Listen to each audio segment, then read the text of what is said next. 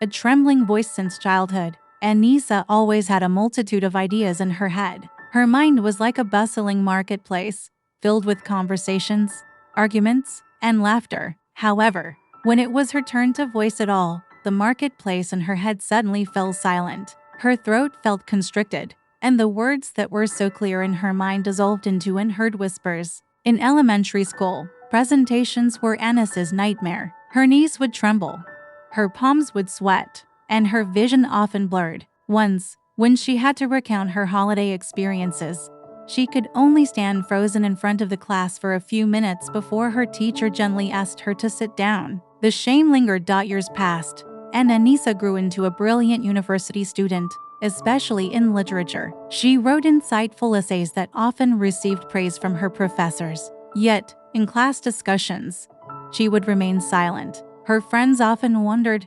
"Anissa, you're so smart. Why do you never speak?"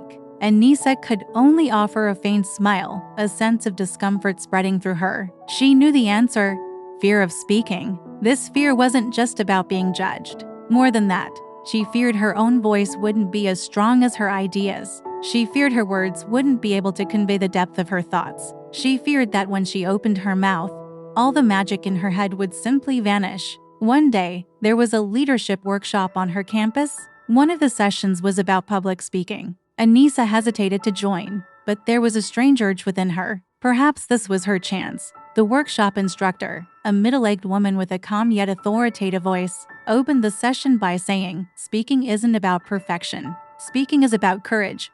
That sentence stuck in Anissa's mind. During the session, they did various small exercises. At first, Anissa was still stiff. She spoke in a soft voice, eyes downcast. But the instructor was patient. She never forced, only offered encouragement and constructive feedback. "Focus on your message, Anissa. Don't worry about anything else," she said. The most challenging exercise was the 1-minute story. Each participant had to talk about something they loved for a full minute. When it was Anissa's turn, her heart pounded. She decided to talk about her love for old books, how the scent of worn paper and the traces of ancient ink seemed to transport her to the past. Initially, her voice still trembled, but as she began to immerse herself in her story, as she recalled the pages she had read, something changed. The trembling lessened slightly. Her eyes, which had been fixed on the floor, occasionally flickered towards the other participants. When she ended her story with the sentence,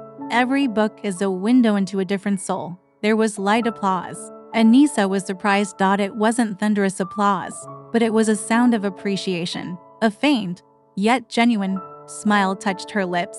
This wasn't about becoming a master orator. It was about finding her voice, little by little. From then on, Anissa didn't immediately become a confident speaker. She still felt nervous. There were still times she chose to remain silent. But whenever an opportunity rose, she would take a deep breath, remembering her instructor's words. Speaking isn't about perfection. Speaking is about courage.